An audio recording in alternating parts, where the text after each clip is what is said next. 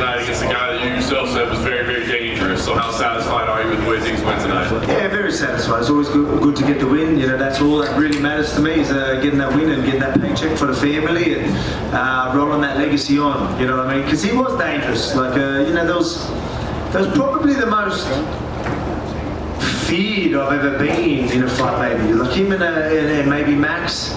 This was because I always say no one can beat me. No one can actually beat me. I don't believe anyone can beat me. But everyone has a puncher's chance. Everyone can catch you. And there's no one that's more dangerous and got a better chance of doing that than Yair Rodriguez. So there was, you know, obviously going into the game plan, you know, showing that respect. Mentally, I prepared as telling myself this. So it made me turn up in the gym every single day. It made me get the right training partners. It made me, you know, try and work out a good game plan. You know, systematically break him down, take away a lot of his main tools. You know, I think we did a great job. He still was always going to be able to throw things because he's that creative. So that's why it was always going to be dangerous. But I was able to nullify a lot of his main tools, things that he would usually be able to do frequently. He couldn't do that with me, and then I was able to capitalize on that. What was it like round by round? Because you did take over pretty early, right? But at the start of each round, he's back on the feet and he's throwing strikes, and that danger's there again. So was that, you know, kind of a difficult mental thing to get? Yeah, like that was always going to be there. But I mean, being prepared for him, ready for him, and there might have been one exchange where things landed a lot harder. I can't remember. Was that second round maybe? Like something landed, I'm like, oh yeah, nice, there we go. A lot of the other things you can kick and roll with it and see it coming, and again having the right trainer partners to give me them looks was incredible. But yeah, there was one that maybe done something, the punches landed, I was like, oh yeah, they got in, I was fine, but he did a good job there. But other than that, you know, I was all right. Even though he was flicking stuff out and maybe, you know, landing on hands and, you know, maybe touching the top of the head and things like that, I was still pretty comfortable in there and still seeing it all coming. So I just had to pick the right moments. Because again, like you go in a little too aggressive without the right setup, it could be good night. So you know, he's the type of guy that you need to be careful. You need to be smart. You know what I mean? You need to be thinking in there. You need to be doing the right things, and we did the right things. You revealed afterwards that you're going to need some surgery, need a little time off, I guess. I mean, how serious is that? How long do you expect to be out? I mean, I didn't mean to scare everyone with that. Like when I say I'm going to do it, like yeah, it's not a big deal. I'll be back in ASAP. Like it will be a quick one. Just need to get something sorted. But I'll be training. You know, like man, I broke my hand last International Fight Week, and you see me at Abu Dhabi ready to fight Islam or Charles Oliveira. That was a broken bone. This ain't a broken bone. We'll be right. I'll be. Yeah, you don't need to stress about that. I'll be trained. I'm professional. You know, I want to be active. Again, I'll be back in there before most of the other guys, other champions anyway. So don't worry about that. Last thing for me, Dana was here earlier, and we kind of asked him what he'd like to see for you know, because you keep mentioning lightweight, but obviously Ilya was here tonight. He said basically you've proven everything. Whatever you want to do, he'll kind of go with it. So what is most important to you? You keep saying that lightweight, but man, look, we all know I want that lightweight belt. You know, we all know I want that rematch. You know, what that Islam fight. I think not only for me to get that belt, for me to get that win back, but I think it is a massive fight for the UFC as well. I think it's a fight everyone wants to see. It was literally that type of fight. It was that close. It was a cracking fight. Everyone enjoyed it, and it was very, very high level. It was 1 and 2 going at it, and we showed out. It really was that. Yeah, he lived up to the hype. I lived up to the hype, and that fight lived up to the hype. We just need to see 5 to 10. Alex, to your left. You know, in boxing and MMA, historically, most people's time at the top has been very short. You're at the top now 3.5 years. It looks like you cleaned out the division, don't have a lot of challenges. Why do you think it is that most people can't last as long? And what is it that makes you special that you remain on top after such a long period of time? How will I stay on top? Or what yeah, how are you staying on top? And, you know, what's different in you than it is with other guys who are physically talented? Yeah, well, man, I think it's just that, the passion for the sport, and the mindset. Like finding, for me, it's pretty easy. It's not hard for me to find a way to be motivated. Well, no, I don't need to be motivated. It's discipline. You know what I mean? People talk about, people want to listen to music. People want to do all this fancy shit to get motivated. I don't need that. I've got discipline. I'm going to turn up anyway. But I'm passionate about what I do. I always find a way, always switch some things in there to get me hyped up. Especially for this one. I told myself, this guy's dangerous. Whether like I literally made it as if, oh man, this bloke's going to maybe knock you you know what I mean? Like I literally, whether I did that so I would turn up in the gym, whether I'm that clever with that shit, I don't know. But I mean, it was like that. It literally was. I was like sitting there, oh yeah, shit, all right, let's get to work. No mucking about. Take this serious. And I did, 100%. And that's why you see me get better. But I mean, I said it all week. Like I'm in these sessions, doing training sessions, and I am, like I say, I'm passionate. Like you've got to see me in there. Like I'm, people, we're breaking down techniques, and I can talk about it for hours. I've got Joe yelling, he's like, get out, man, I've got to lock up the doors, like, what are you doing, you know what I mean? Like, because I'm just talking about details and I get right into it, and that's how passionate I am about it. Now, you know, there's not many people at the top that have been at the top for 3.5 years, as you said, that are more passionate than a few years ago. I guarantee I'm more passionate now than I was before. I love this game, I'm proud of where I am, and I'm proud of what I do, and I'm very happy I do this, and I'm privileged. This is a privilege to do something that I love and make money from it. So on the other side of that, then when you look at it, you know, a lot of guys come in there and they say, hey, when I get to my after party or whatever, they have another thing to keep them relaxed and not, you know, do you worry about burnout because you're going so hard for so long that like after a while you get sick of it, like you lose your passion for it because you're pushing so hard? No, I wouldn't say I get sick of it. I mean, it's hard work. I'll be lying to you. Like doing this, it is hard work.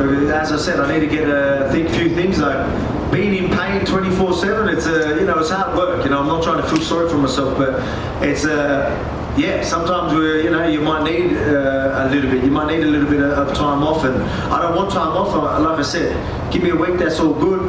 Get the surgery. I'll be back in the gym. You know, I can focus on a couple of things and chill with my family, and then back to work. But I mean.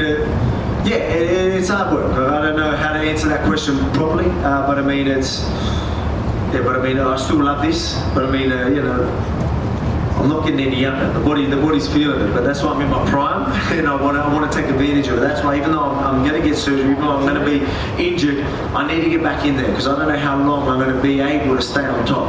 I go, yeah, I'm passionate. Yeah, I'm experienced. I'm in my peak. How long is that going to last? So let's get to work. Let's get two of these bad boys. Yeah, my last question for you, Alex, would be, you know, a lot of people are great physical athletes and they do it. And it seems to me like, obviously, you talked about your preparation. It seems like maybe you're smarter than a lot of the guys in terms of understanding the game and understanding not only what it takes to win in the cage, but sort of what it takes to get your body through a long training camp. Would you agree with that? And do you feel like the fact that maybe your wisdom for this sport and your understanding of the sport is underrated? Yeah, I think there's a lot to do with that in many ways. You know, you might have physios and doctors that'll tell you different. Then, you know, here I am telling you, yeah, I do this, and I'm very smart with the way I think, but they're probably looking at me like, oh no, you literally run your body through the ground every freaking day. I'm sick of fucking treating you. But that's just how I am. But I mean, I still think we do the right stuff. I'm getting through these camps. Again, I just got a couple little things to fix up, and I'm back in there kicking ass again. Alex, over here. After the Islam fight, a little bit of the narrative, I think even you said a little bit, is you're kind of drawing attention to when he would land punches, like you would kind of smile and point at him. You did that a bit against Yair too. I still did that, did I? Yeah. So I'm wondering, is that something you have to work on? And you can't I think so because. There was times like where there was one when he did it, like he ended up landing it. That landed bigger, like it didn't rock me, but I was like, nice, and he ended up following up. But I mean, there's times where things barely land, like even in that fight. Like he'll do it, the timing was good. I thought I was out of the way and he just got me and I'm like, you know, like touche, you still got me. Like good timing, good reach, good distance. And then everyone's like, whoa, he's acknowledging it. Like, whoa, and I was like, oh, fuck, all right, I better stop doing that. And you're saying I did it again. I mean, I don't know how people look at it that way. It just shows you how composed I am in there, how relaxed I am in there. I'm sitting there going, oh, you're well done. You know, you got me one. You know what I mean? It shows you, like, I'm not even expecting you to land one. So I'm surprised. Then I'm saying, well done, congratulations. That's all you're going to get. You know what I mean? Like, that's how I'm looking at it. So people are looking at it different. You know, I feel like me sitting there and them just touching and me going, oh yeah, well done.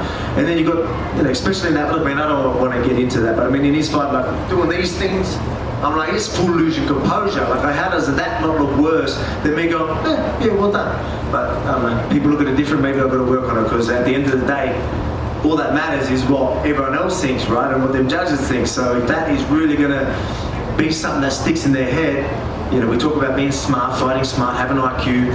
I need to work on that. So maybe I need to do something about that. earlier in the week, Charles had said that October might be too soon for him to fight Islam in Abu Dhabi. So with that, I'm curious, did you hear that? And if not, does that kind of make you circle that date even more? Well, it makes it a lot better opportunity for me to step in there. But I mean, like I said, I'm not ruling that out. It's funny, these people want extra time. Like, here I'm telling you I'm going to get surgery and I'm probably going to turn up there on October. So that's what I'm showing you, you know what I mean? Find me a champ, like, you know, there's not many of them anyway. I know you maybe got your Izzies and myself that are doing this. You know, we're going out there, we're staying active, we're fighting the fights that a lot of people wouldn't. And yeah, so, you know, I think people need to respect that a lot. People talk about BMFs and all that type of stuff. They're real BMFs. Guys that turn up when there's a lot on the line. And yeah, I'll leave it at that. Alex over here. One more, sorry. You had the face-off with Ilya case that when you were leaving. Historically, like, you know, you and Max have been pretty respectful. Like, I know you and Brian got under each other's skin on the Ultimate Fighter, but he talks a lot, and you know, he hopped the barricade to face off you. Does that get you excited that you'll have also a foil at press conferences and in the media to like? 100%. See, mine and Ortega's was a little. It's weird. You spend too much time with each other. We just got annoyed with each other. This guy's going to be just talking his shit, and I love that. I'm like, yeah, talk your shit. Now I can have a bit of fun with it and punch you in the face for it. You know what I mean? And feel good punching your head through the canvas. Because again, like, I'm a sports that bloke, so it doesn't matter. Alex over here. How cool was it to see Dan Hooker get that win, and then you going to your fight? Were you kind of paying attention to that and thought, man, I got to go up there and you know, keep? Yeah, we'll probably put a video out there. We'll go nuts for that. Was a cracking fight, man. It was nuts, man. How tough is that bloke? And then breaking his arm and still going forward about. I mean, these are things that, you know, we're talking about BMFs and doing things like that. Like, it's, I mean, some of the things you see people do in this sport is pretty incredible. Yeah, it was cool. It was cool to see, especially to get his hand raised after a war like that against a game opponent. Jalen Turner is no joke. He's dangerous, and to be able to land, cop some of them shots, break your arm, and then still end up on top, it's pretty incredible. Did Dan's fight a bit remind you of your situation last year with Holloway, where people were kind of counting you out against Holloway and Hooker? You look at the odds. He was a big underdog tonight. Came out there, had a tough first round, but persevered and got the decision victory. I don't know if that's something you guys talked about. No, it's not. But I mean that happens all the time. People get counted out all the time. You know, that's just how it is. I mean, it's going to be the same with Pantoja, say. Like, he's beat Marino twice, and he's underdog, saying he's got no chance. Like, you can imagine how he would be. You know, that's going to happen. You've got to go prove yourself. But yeah, I wasn't surprised. I know Dan was a total different matchup for Jalen with that length and toughness was going to go a long way, and that showed out tonight. His toughness and obviously the fight IQ, that length and that well-roundedness. And then just last one from me. Again, you were here a year ago today. Big win over Holloway. A lot has happened in the year. You had the fight with Islam, it was very close. You get this performance tonight, finishing Yair Rodriguez. I know you're fresh off the victory, but you've been able to kind of soak this in. How much you've really leveled up, just in the grand scheme of things. Now, you know, people consider you the greatest fighter, you know, in the sport right now. I don't ever get to soak it in properly, to be quite honest. I wish I did soak it in more. It's a good trait to have, where I can just move on and play what's in front of me, and you know, it makes me be able to. In camps, I tell you, like, you know, I can still, you know, turn up in the gym, and like, it helps me with all that type of stuff. But I feel like I don't try and really soak it in and enjoy it enough and embrace it enough. So I will, you know, obviously I appreciate everything. I appreciate the fans, I appreciate the love, but I forget about it like that. Again, it's a good thing to have because it keeps me disciplined, it keeps me, you know, grounded. But at the same time, I wish I could really appreciate it and understand what I'm doing right now, because it's pretty incredible. 5 defenses, 7 title fights I think I've had. It's pretty crazy. It seems like yesterday I got the belt, you know what I mean? And look what we're starting to do. So it's pretty crazy. I think I need to really sit down and really take it all in.